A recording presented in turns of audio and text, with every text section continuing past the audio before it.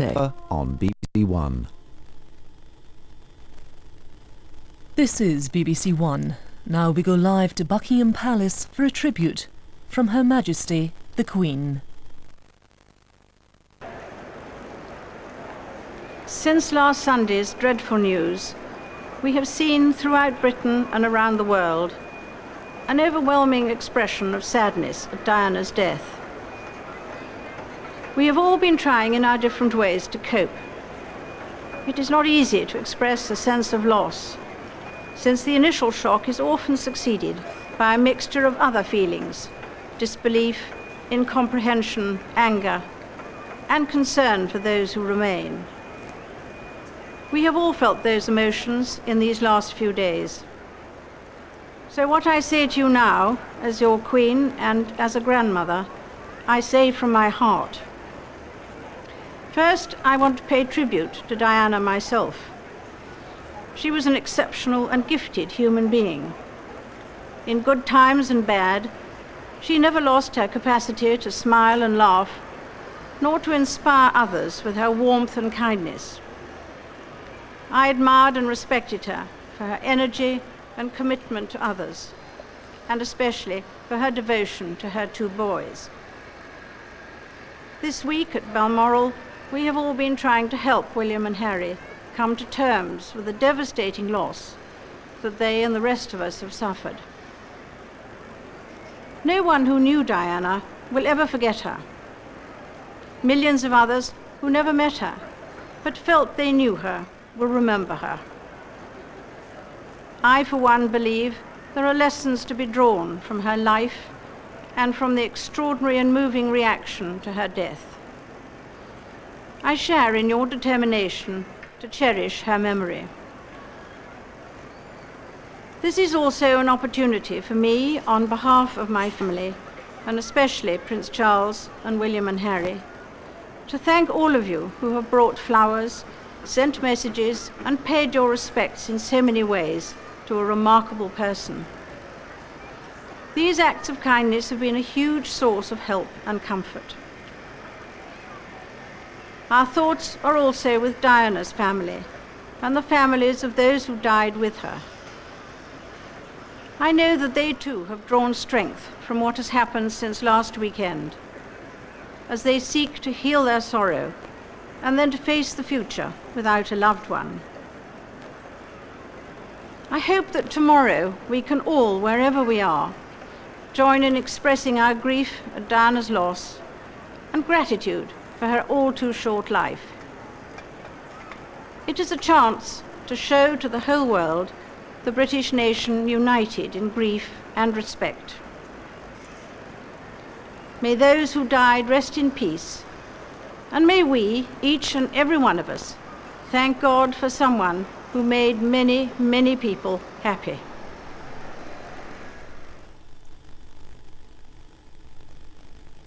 This is BBC One. Now the 6 o'clock news with Anna Ford and Diana Medill.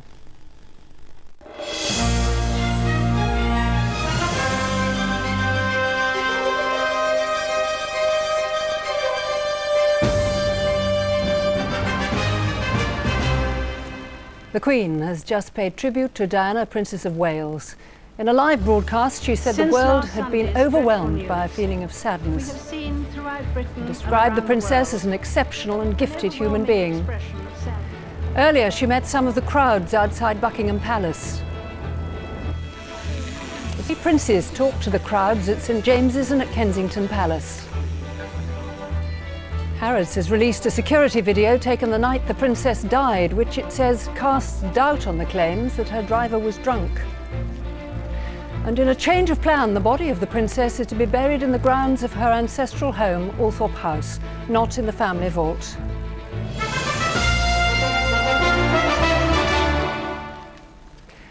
The Queen has just paid tribute to Diana, Princess of Wales, in a live broadcast to the nation. She said the princess was an exceptional and gifted woman who inspired others. Earlier, the Queen and other members of the royal family had returned to London and met the crowds of mourners outside the royal palaces. The Prince of Wales, Prince William and Prince Harry received flowers and talked to the crowds outside Kensington Palace. The Queen and the Duke of Edinburgh greeted some of the thousands gathered at Buckingham Palace before going on to the Chapel Royal at St James's Palace, where the Princess's body is lying at rest. Prince Charles and his two sons are due to pay their respects later this evening. John Simpson reports on the day's events. At 2:20 this afternoon, the one basic thing people in the crowds here had been calling for all week took place. The Queen came back to Buckingham Palace. There was a momentary hitch when the royal standard seemed to be stuck at half-mast, but it hadn't been intentional. Soon it was hoisted firmly to the top of the pole. As the Queen and the Duke of Edinburgh came out to meet the crowds soon afterwards, it must have been one of the most difficult moments of her entire reign. But as they examined the enormous heaps of flowers, there wasn't the slightest opposition or criticism, merely sympathy and support. The people they spoke to in the crowd afterwards said the Queen sometimes had tears in her eyes. One small girl offered her some flowers, and the Queen asked if they were really for her. When the girl's grandmother said they thought she needed some, her eyes filled with tears. Time and again, when people wanted to add their bouquets to the pile, the Duke of Edinburgh took them over for them. This was very much the response which the people waiting outside had been hoping for. A little less formality, a clear sign of feeling. Shortly before, the Prince of Wales and his two sons arrived to meet the crowds at Kensington Palace, their home until the breakup of the Prince's marriage in 1992. This must have been a difficult moment for each of them too. But again, the intense sympathy from people who had badly wanted to see them carried them through it. The hardest point seemed to come when they went over to look at the flowers. There are more flowers here than anywhere, and the scent that comes from them is extraordinary. Standing outside the house where the two boys spent their childhood was plainly an emotional moment for all of them.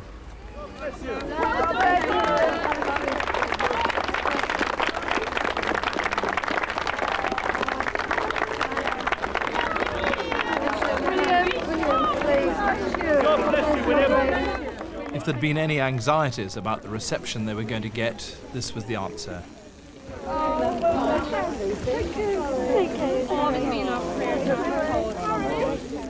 And I shook his hand and then I got all tearful. I couldn't say anything. Yeah, I shook his hand and I said, you know, they'll always be in our thoughts and in our prayers, and that comes from the bottom of our heart. And William came next to him and I told him that we were so sorry for him and that his mother will live on in him. And he said, thank you. The Queen and the Duke of Edinburgh went down to St James's Palace to see the crowd of people who've waited long hours to sign the books of condolence. It was here that the first sense of discontent and criticism came earlier in the week. It was here, too, that the complaints had their first effect. Instead of 3 or 5 books of condolence, there are now 43. This was one of the concessions that Buckingham Palace has made, like the Queen's broadcast this evening, and the palace flag at half-mast tomorrow, and the less stuffy funeral, and today's walkabouts. Well, I think all the people have been coming here every day, particularly hoping that she would return. And I think now, judging by the people who were around me and their comments, we're, pleased she's back and we feel better now. I'm very glad that she's come here. I feel very sad for her, and I think none of us can really know how she's feeling at the moment, and I think we need to give her a lot of respect, and I'm very happy that she's come. It's fantastic to see her back at home. Believe me, all the nation's forgiven her now. That's the past. She's come home now, and she's with the nation, and we can understand she was comfort the grandchildren, and now she's with us all again. I'm extremely pleased she's back in London now. In the next hour or so, the Prince of Wales will go with Prince William and Prince Harry to the Chapel Royal, where the Princess's coffin is lying in front of the altar. Tomorrow will be a very testing day, but the question of public support may well now have been settled. John Simpson, BBC News. A few moments ago, the Queen broadcast to the nation from Buckingham Palace. She paid tribute to Diana, Princess of Wales, as an exceptional and gifted human being. So what I say to you now, as your Queen and as a grandmother, I say from my heart. First, I want to pay tribute to Diana myself. She was an exceptional and gifted human being. In good times and bad, she never lost her capacity to smile and laugh, nor to inspire others with her warmth and kindness. I admired and respected her for her energy and commitment to others, and especially for her devotion to her 2 boys. This week at Balmoral, we have all been trying to help William and Harry come to terms with the devastating loss that they and the rest of us have suffered. No one who knew Diana will ever forget her. Millions of others who never met her, but felt they knew her, will remember her. I, for one, believe there are lessons to be drawn from her life and from the extraordinary and moving reaction to her death. I'm joined now from Buckingham Palace by our correspondent Clarence Mitchell. Clarence, I believe that some people in the crowd have heard what the Queen said on radios. What's their reaction to it? Indeed, that's right, Anna. Yes, many people are still waiting in front of Buckingham Palace to witness the procession of a hearse taking Diana's coffin from St James's Palace, the Chapel Royal, up to Kensington Palace later this evening. And yes, you're right, they have been aware of what the Queen has been saying. And in fact, I have 2 people with me who have been in the crowd outside Buckingham Palace throughout the day. Terry McDowell from Billericay in Essex and Joan McSweeney from Hainault, also in Essex. Terry, first, if I could ask you, what do you actually think, your initial impression of the Queen's address? I think a very difficult time for the royal family, a very difficult speech for the Queen, probably the most difficult she'll ever have. And I think she touched on everything that everybody's feeling at the moment. I think it was very good. I'm very happy. And Joan, your thoughts as well. She paid tribute to Diana. She thanked everyone for the support so far. Yeah, I agree with Terry. I think it was a very good speech, what was said. Yes, I do agree. I hope it's true that she feels it, it is her words and nobody else's, and also I hope they do learn that communicating with the people, that's what the people want, and it's not people power making them change. Terry, on that point, do you think the royal family has now done enough to allow for public opinion? Yes, I think so, yes. It's been a very difficult time. I mean, I can understand, I can feel for her being up there with the children in Balmoral, but it must have been very difficult, and it must be even just as hard to come down here and do a speech like that. I think the royal family have come through here. I'm very pleased. And Joan, briefly, your thoughts as well. Do you think that the royal family has bound to public opinion, or have they done this on their own terms? I think there's public opinion. I do, yes. A statement perhaps earlier saying that they were going to do this may have helped. I know it's been a very difficult time for them, and every family needs to be on their own to come to terms with this kind of bereavement. Joan McSweeney, thank you very much, and Terry McDowell, thank you. With that, back to you, Anna, in the studio. Clarence, thank you. Well, with me now in the studio is our court correspondent, Jenny Bond. Jenny, I don't think I've ever seen the Queen looking more relaxed when she's making a formal statement, and it carried great warmth, didn't it? It did. She was very composed, but clearly moved, and a great deal of emotion in this. To use the words that it was coming from the heart is extraordinary, coming from the Queen. And I think she captured Diana's spirit perfectly. She said that she never lost her capacity to smile and laugh in good times or bad. So the Queen was recognising that there were bad times.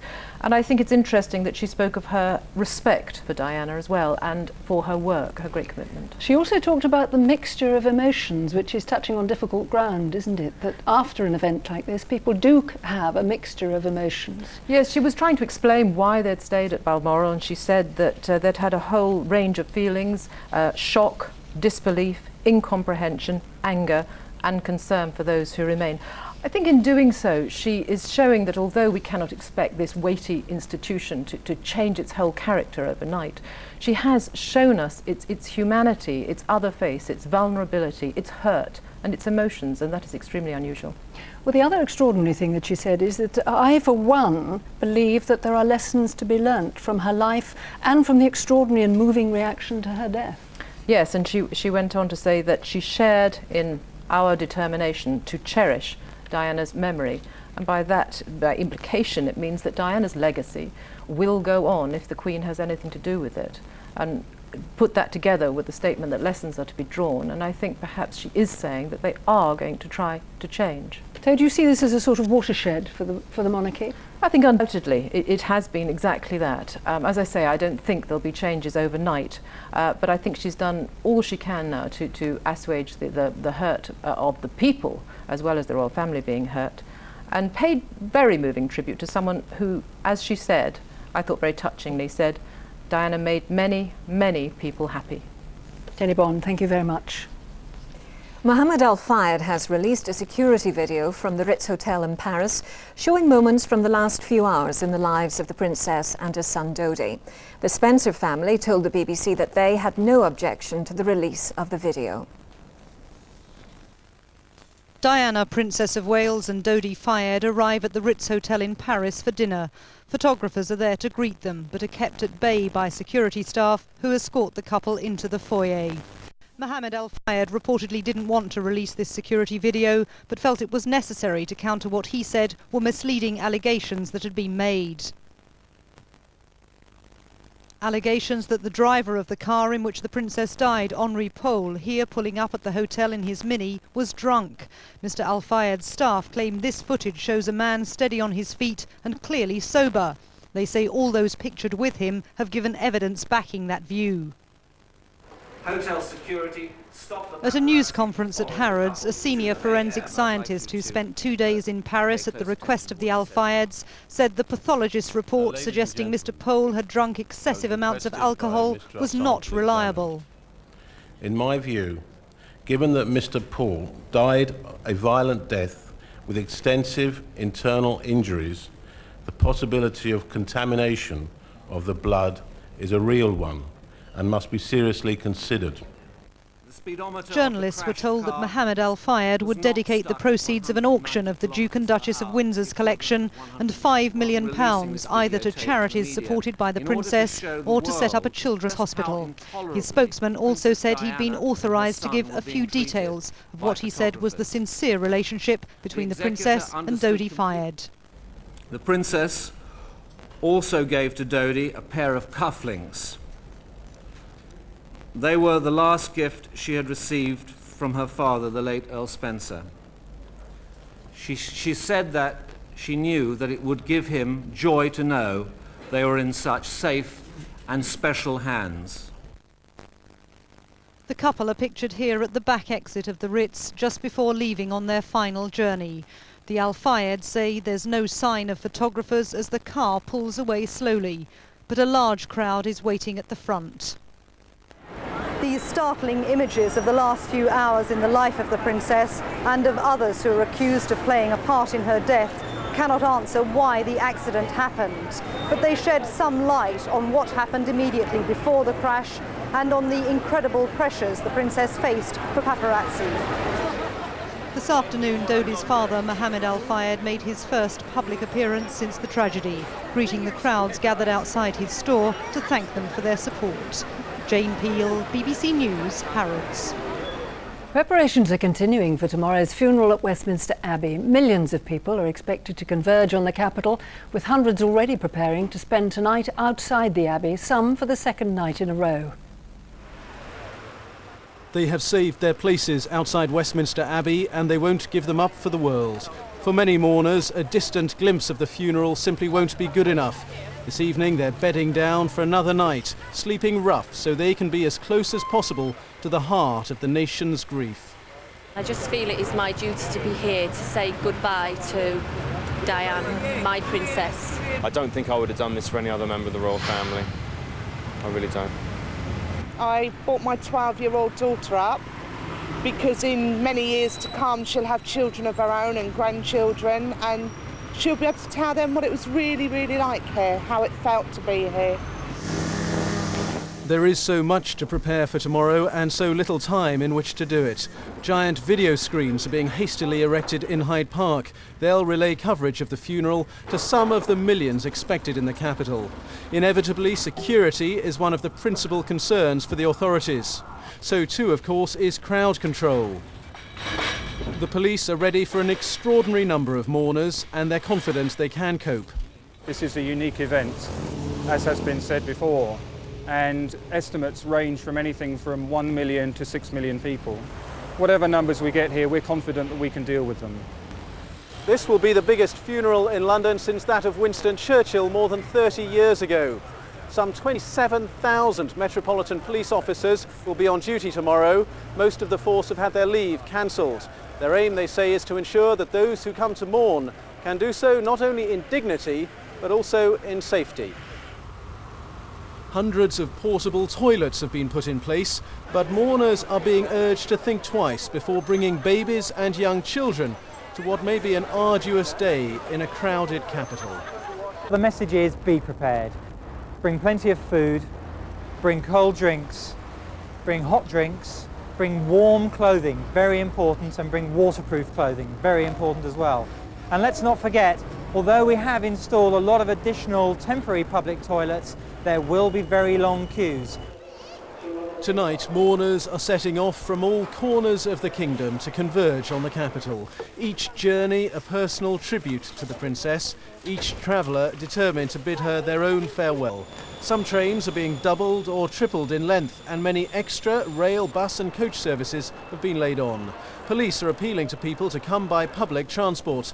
Many of London's roads will be sealed off tomorrow, and those that aren't will be clogged up.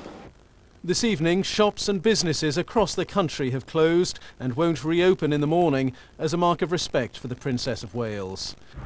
Meanwhile, some of the 1 million floral tributes laid in London have had to be moved to make way for the funeral cortege tomorrow. Buckingham Palace say they're carefully considering what to do with the sea of bouquets, but certainly all the messages that accompany them will be collected for the royal family to read, messages that together help express a nation's sense of loss. Ben Brown, BBC News.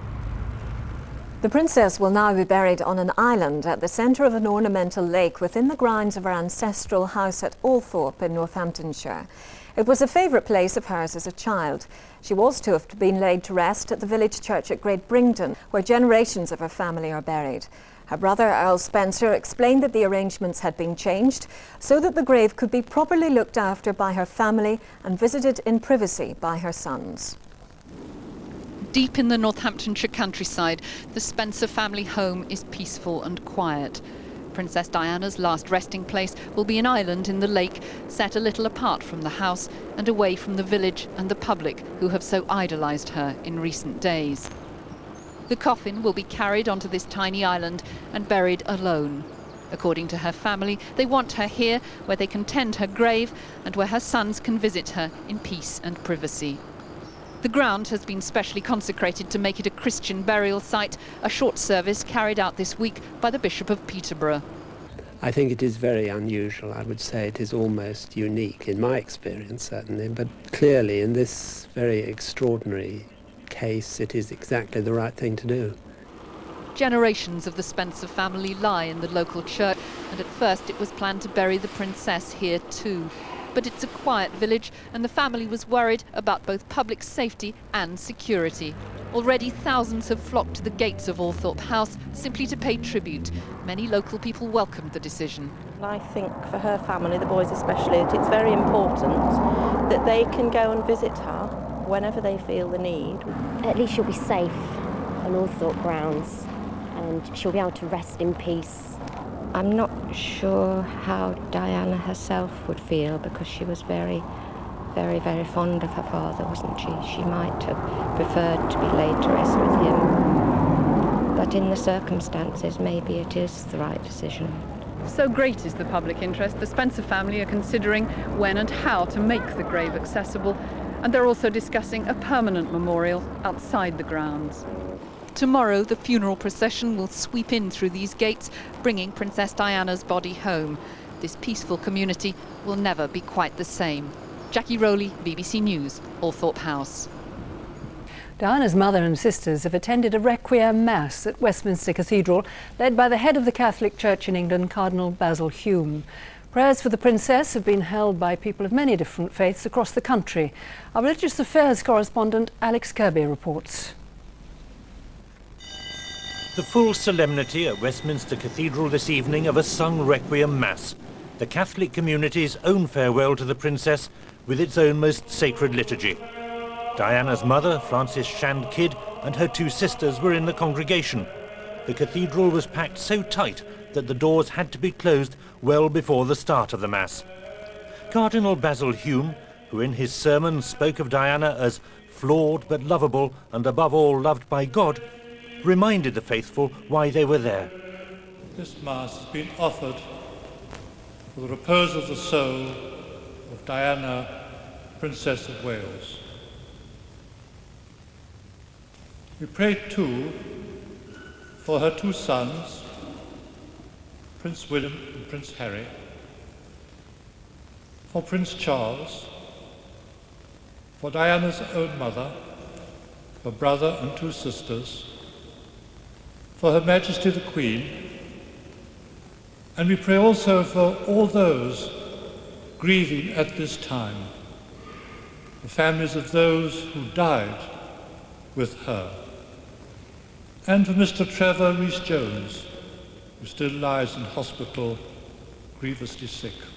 Soon, though, all attention will be focused on Westminster Abbey, the setting for so many defining national moments. Final preparations went on throughout the day, with a full dress rehearsal this afternoon to make sure there'll be no hitches. But the work is almost done, and tonight the Abbey will be silent and waiting. As this extraordinary week draws towards its climax, the country's grief has given it a sense of unity unfamiliar for many years. And even religions which normally worship apart and according to their own strict rules have found themselves caught up in something quite outside their experience. Today, Islam's holy day saw Muslims making their way to worship across the country, here arriving at a simple backstreet mosque in Bradford. It was a traditional Friday prayer meeting. But it wasn't long before the Imam mentioned the name on so many people's minds today. Many Muslims admire Diana's humanitarian work, and especially her campaign against landmines, something, the preacher said, where Muslim political leaders had much to learn from her. Alex Kirby, BBC News. Both communities in Northern Ireland, Unionist and Nationalist, have been deeply affected by the death of the Princess. Flowers have been laid at a number of locations and books of condolence opened. South of the border too, amid an unprecedented wave of sympathy, the Irish government has ordered that all flags are to be flown at half-mast. It could be anywhere in this United Kingdom, but at the heart of its most divided corner, Belfast, now there's a unity. Here, where royalty affirms the Britishness of the Protestant community and provides a focus of nationalist opposition to British rule, the Princess has pulled those two groups together in a way I haven't ever witnessed. It won't affect long-term political affiliation, but the Princess managed uniquely to bridge the divide. And a face in the crowd, Lord Fitt, once Republican Socialist MP for West Belfast, paying her that compliment in his hometown. I think she came across as someone who took on the establishment and done her own thing, and I think that appeals to young people on both sides of the peace line here. And not just to the young on either side of that line. She was sad with the people of Northern Ireland, you know, with all the things that happened, like, you know, with everybody on both sides. Like, I mean, there's tragedy happening on both sides. She was just there for us all the time. And it doesn't stop at the border. The British Embassy in Dublin, besieged by flowers. The like of this just has not happened before in the lifetime of this young independent nation and its young people. As an ambassador, you see a great many things, and I've been a diplomat for 30 years. I've never seen anything quite like this kind of outpouring. And in our closest neighbour country, the one country with which we have a land border, it is most touching.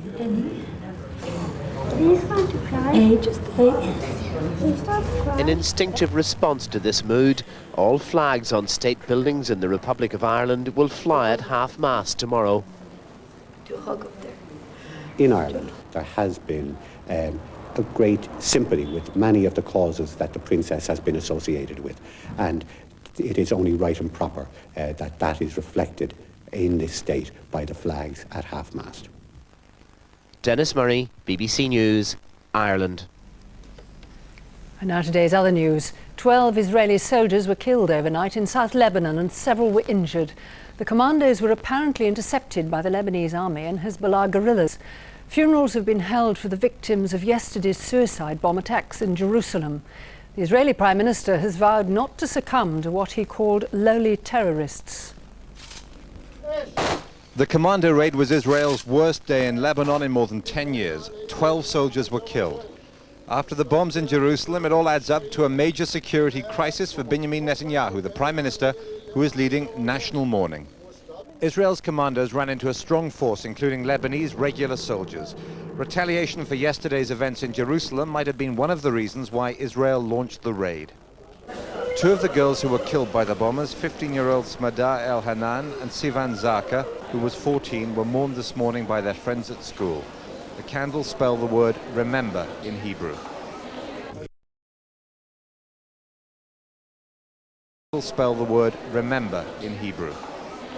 Israel is engaged right now in a dual front against terrorism, who want to destroy the Jewish state by their own statements, who are not interested in neither peace nor in seeing any Jews living here in the Middle East. Israel's first response to the suicide bombs included the arrest of 69 Palestinians on the West Bank. This morning they were using helicopters to chase Palestinians who were trying to cross into Israel. He got away. On the streets of the West Bank, Palestinians believe that Israel's hard line provoked the bombs. The more you press on people, the more you will get violence. Israel says it will not hand any more land back to the Palestinians until they stop the people who sent the bombers to Ben Yehuda Street. The Israeli government is expecting more strong public support from Washington. The pressure is now squarely on Yasser Arafat. If he refuses Israel's demand to crack down on Hamas, he will alienate the Americans. But if he does as Israel says, he'll split his own people right down the middle, and that could cause even more bloodshed. Jeremy Bowen, BBC News, Jerusalem. Transco, the company which runs Britain's gas pipelines, is planning to cut 2,500 jobs, more than an eighth of its entire workforce. Transco, which used to be part of British Gas, says it's losing the jobs because it's been forced to cut its prices over the next 5 years. A team of British scientists has enabled a paralysed woman to walk using an implant in her spine to stimulate the nerves in her legs. A report in the medical journal The Lancet says Julie Hill has taken 24 steps with help and used a cycle machine. While the scientists don't think the device can let people walk normally, they say it could eventually benefit many paraplegics. It was a car accident 7 years ago that left Julie Hill paralysed from the waist downwards, with little or no hope of walking again. When she was offered the chance to be a guinea pig for the new device, she had no hesitation taking it up. The implant was originally designed to help paraplegics stand up by stimulating the roots of their nerves. But for Julie, it's done much more, helping her to take steps and even to use a cycle machine. I can stand up if I want to stand up. I can reach things in high cupboards. I've got a general fitness that is that I'd never have before. I can get a good aerobic exercise. I'm all round fitter than I've ever been in my life. Developed by a team at University College London, the device is implanted under the skin of the chest and connects to electrodes at the base of the spine. The patient controls it using a small radio transmitter held over the implant. These nerves at that place go to the legs, and so when you stimulate you get contractions of the muscles in the legs, and what we want to know is whether stimulating there paraplegics can be allowed to do activities of daily living which involve their legs. The technique is still under development and it will be at least 5 years before it's available more widely if the team can get further funding. It's one of several ways in which electronics is giving new mobility and new hope to paraplegics. John Andrew, BBC News. Athens has been chosen to host the Olympic Games in the year 2004. The 5 cities competing to stage the event made their final presentations to the International Olympic Committee in Switzerland this afternoon. Athens beat off a challenge from Rome, Cape Town, Stockholm and Buenos Aires.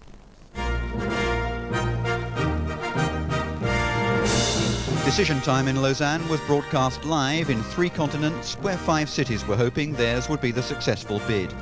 Between them, they'd spent £60 million trying to persuade the 107 members of the International Olympic Committee to award them the Games. Within the past half hour, the envelope containing the name of the winner was handed to the president of the IOC, Juan Antonio Samaranch. The city who will have the honor and responsibility to organize the Olympic Games of the year 2004 is Athens.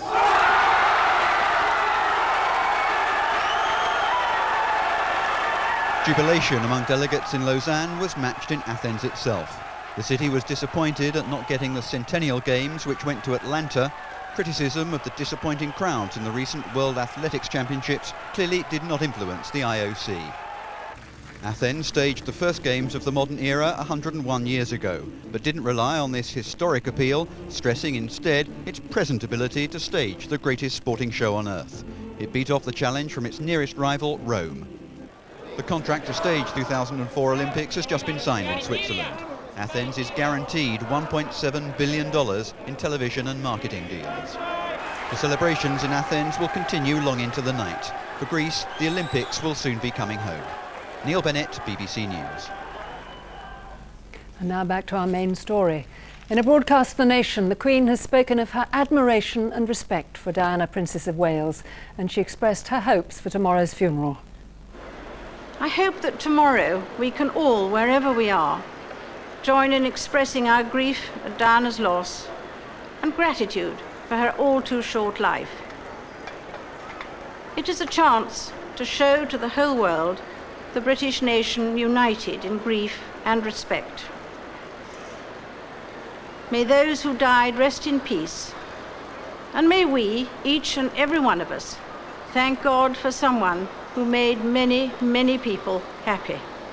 The Princess's coffin will shortly be moved from St James's to Kensington Palace in preparation for tomorrow's funeral.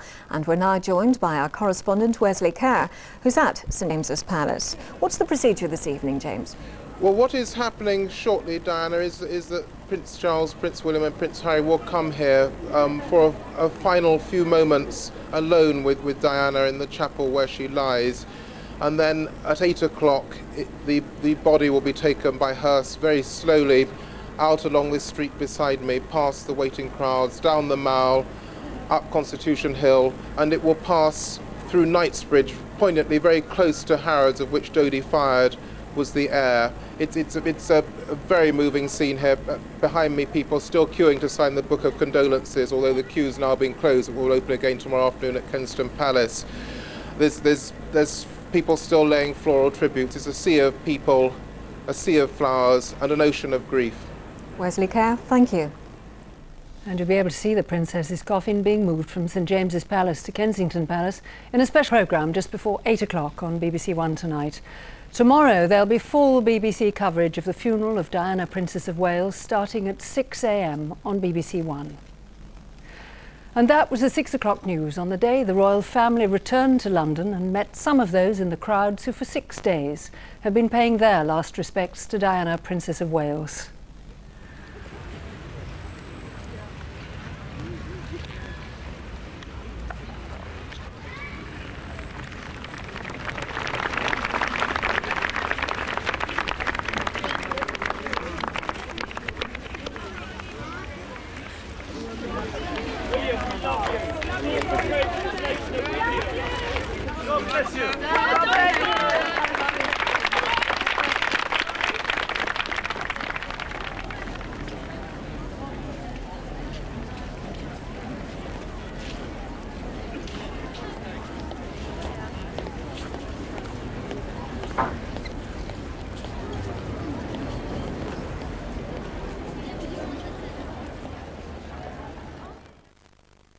Now on BBC One, a look at the weather with David Lee.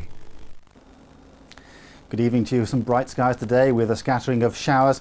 Tomorrow rather different. I think we're going to see some weather moving in from the northwest. Now we saw some cloud across the south, but that tended to move away, leaving brighter skies across many areas of the country without a scattering of showers. But up to the northwest we have this greater mass of cloud across southern parts of Greenland. It's now starting to move southeastwards, and the computer shows the areas of rain we expect to push southeast over the next 18 hours or so into northwestern parts of Scotland early tomorrow morning, and then moving steadily southwards through Saturday, but probably not reaching the southeast until early in the evening, and rain by then looks like being light and patchy. It's this weather system here which is going to push its way steadily southeast, but with that ridge of high pressure holding over the south, that rain will be light and patchy across southern areas. Now those showers we have at the moment are still quite sharp, some of them quite heavy across southern areas, and a great cluster of them across western parts of Scotland.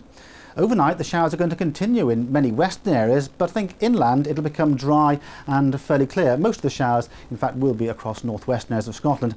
Inland as it turns clear, it might turn rather chilly and also rather misty. Temperatures at lowest about 7 degrees over central areas of Scotland, but the western coast near 10 to 12. Now Saturday starts bright and dry across England and Wales, but it won't be long before some rain gets into northwestern parts of Scotland. That's going to be pushing its way south across the whole of Scotland and Northern Ireland into the far north of England too by about the middle of the day, and then continue to push its way southwards across the Midlands, but the south should stay dry. So I think to the northwest of London, a few spots of rain coming in by the end of the afternoon. Temperatures, the highest in the south east, about 21 degrees, but in the wet areas of the north, about 16 degrees, and turning rather windy too, with a strong westerly wind developing later on.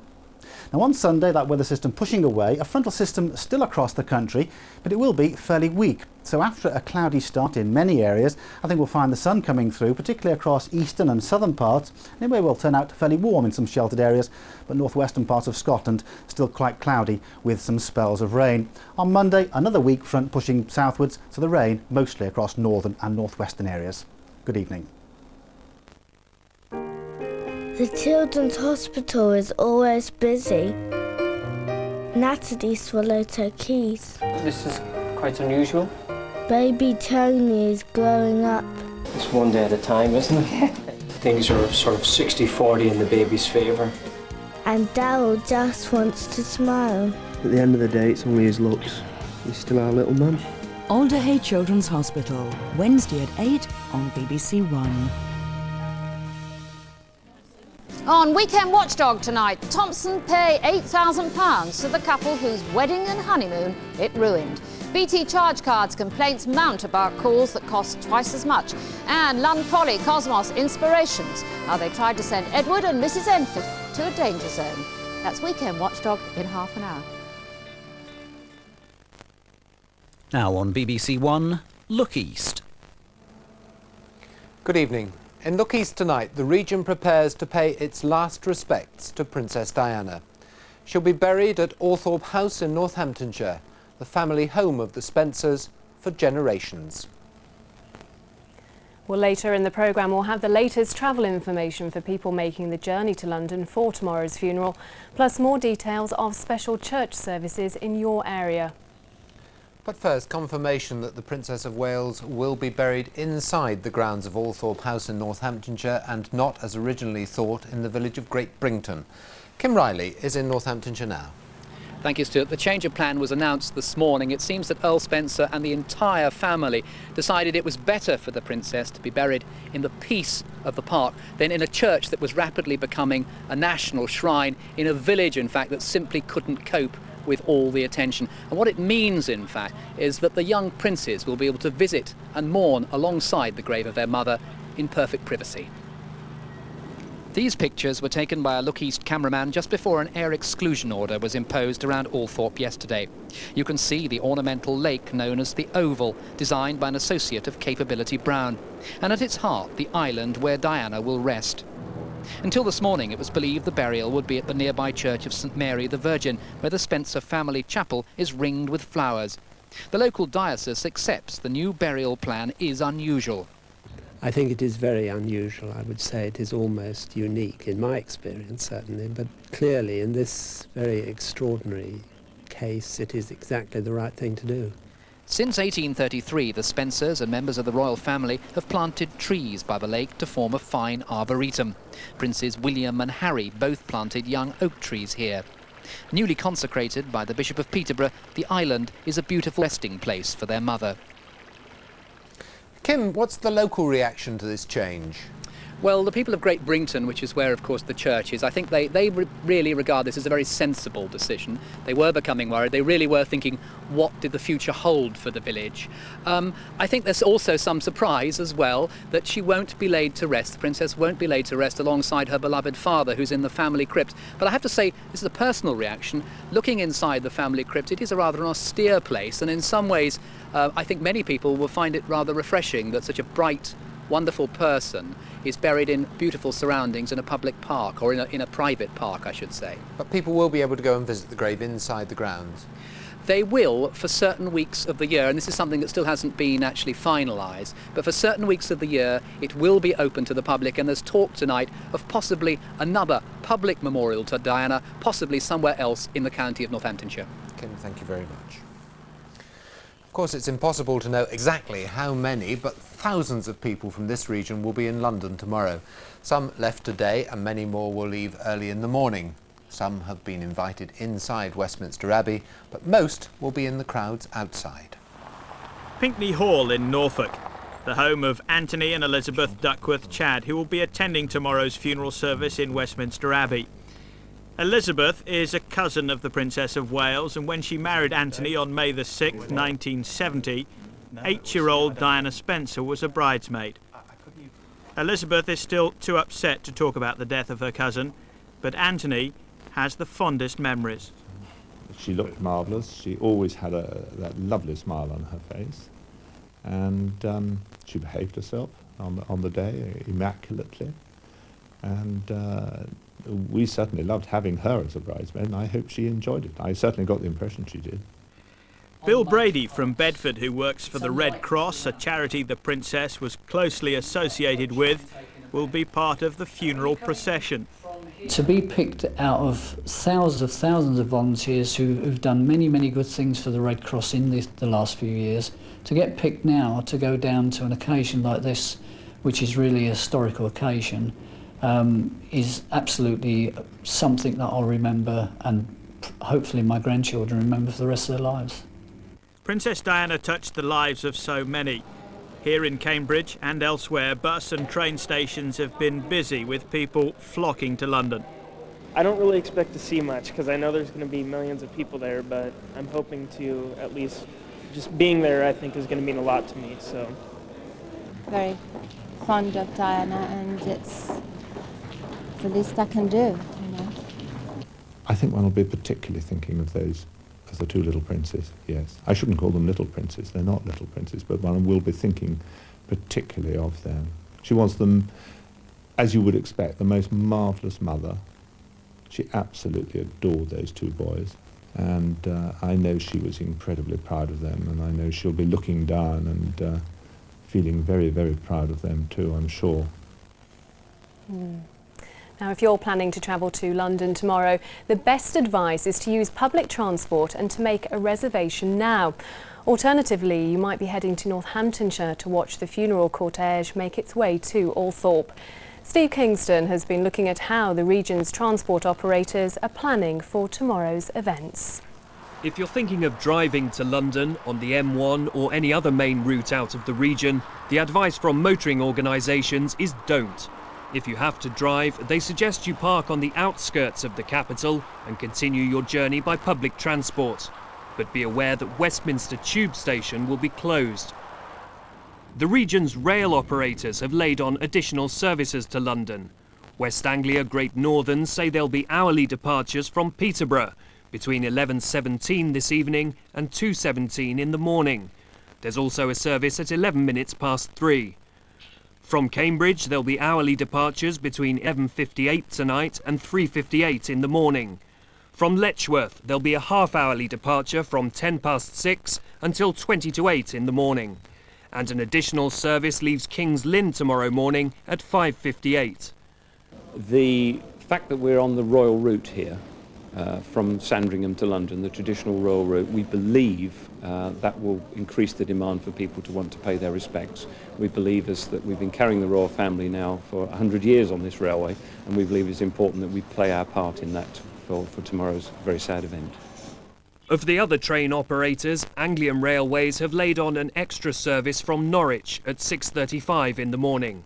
And Great Eastern Railways, Thameslink and North London trains are providing extra carriages. The advice from all the companies is to book in advance. Further information is available from National Rail Inquiries on 0345 484 950. People travelling by coach are also advised to book in advance. National Express say the last chance to leave for London will be from Cambridge at 6:15 or 7 o'clock in the morning, or from Northampton at 20 to 6. All services go direct to Victoria Coach Station. For information, call 0900 01 01 04. After the funeral, the cortege will travel from London to Northampton. It's expected to join the M1 at around 1 o'clock. Northbound slip roads will be sealed off as the procession approaches. Members of the public will be allowed to view the cortege from motorway bridges, but only across the southbound carriageway, and the police have sounded a note of warning. All the overbridges are public rights of way and they will still be open to traffic, and our concern is the danger to the public who may try and come to these bridges to see the cortege as it passes through. The procession will reach junction 15A of the M1 at around 3:30. Traffic along the A43 will be stopped. There'll be no access to the motorway. The cortege will then travel along the A43 and then the A45 towards Northampton. There'll be no access to these roads. Traffic from side roads will be stopped or diverted. The route will then take in the A428 towards Harleston. Again, traffic will be diverted. The procession will pass through Harleston and on to Althorpe House. Local roads are closed to everyone except residents until Monday evening.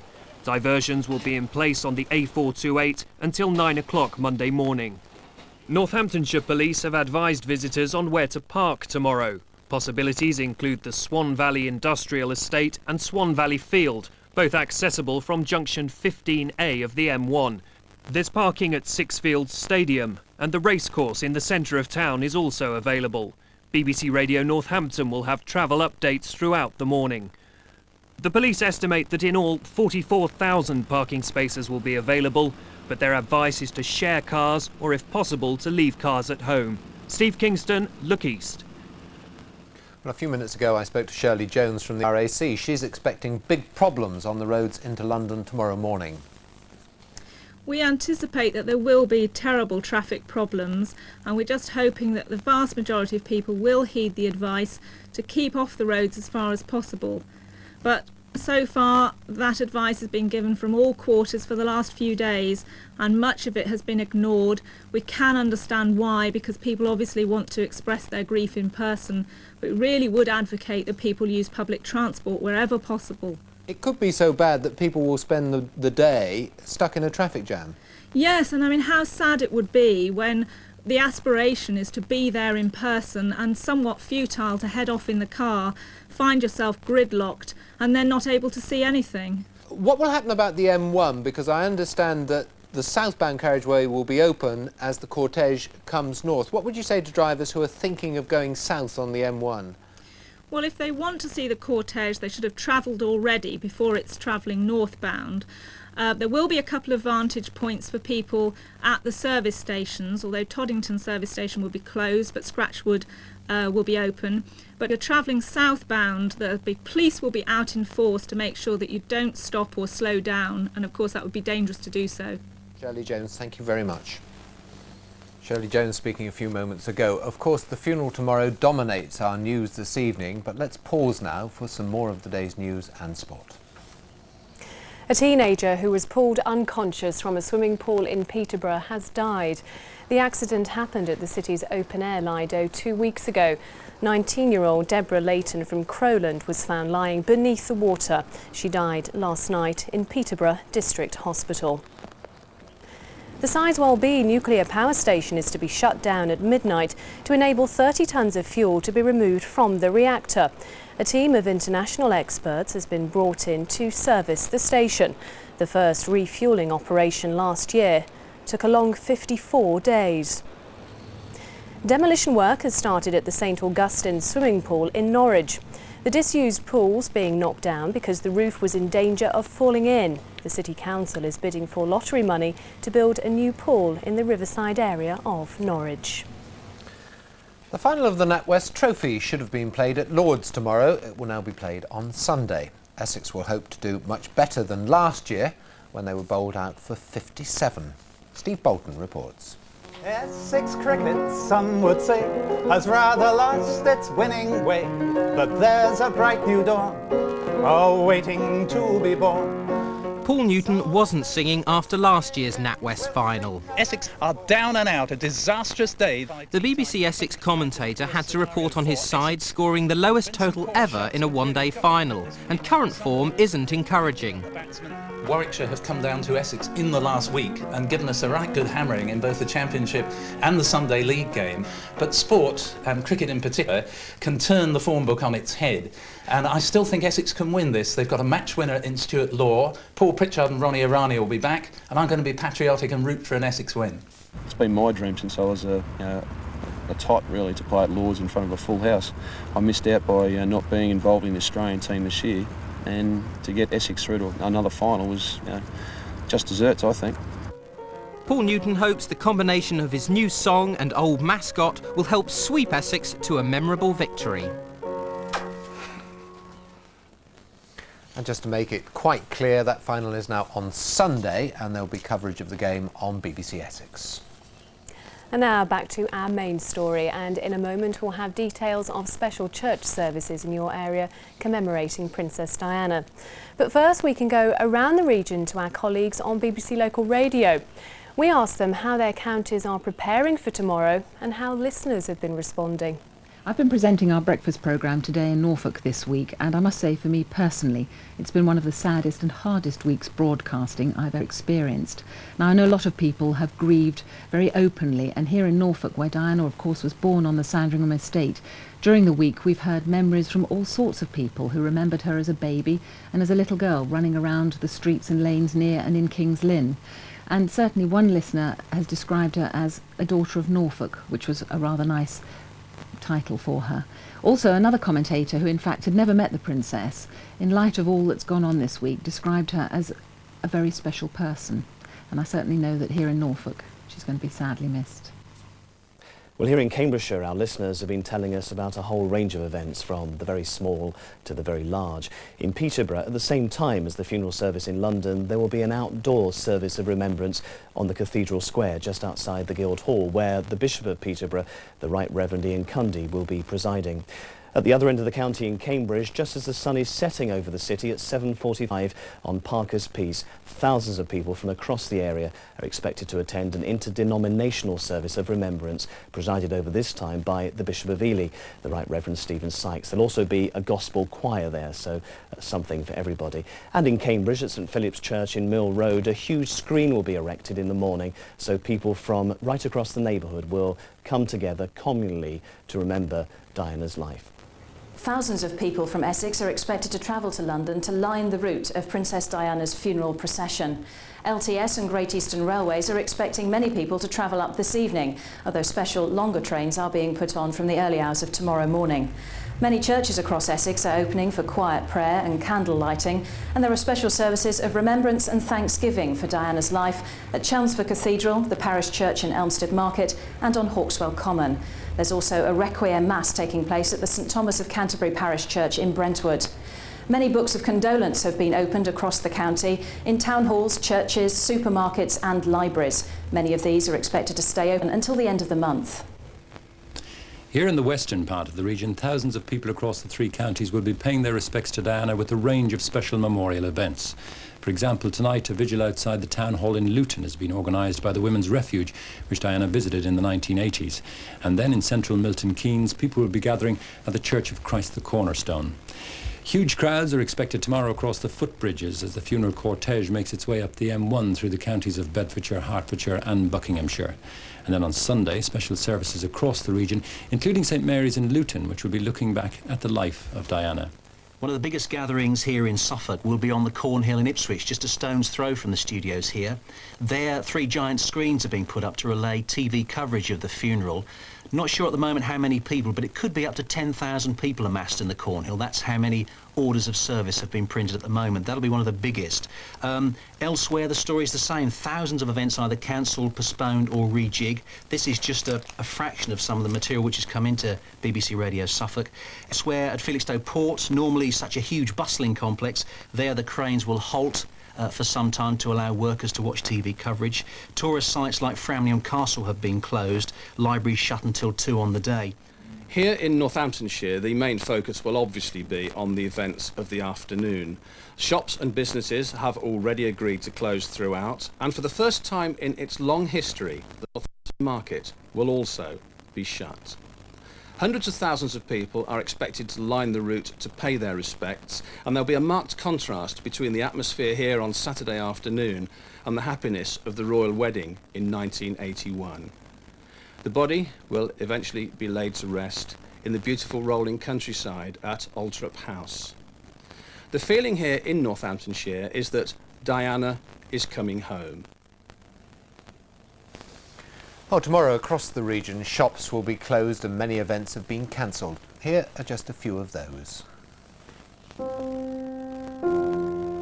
All major sporting events in the region have been postponed. All properties run by the National Trust and by English Heritage are closed. Most council-owned leisure facilities are closed all day or until after 2 o'clock.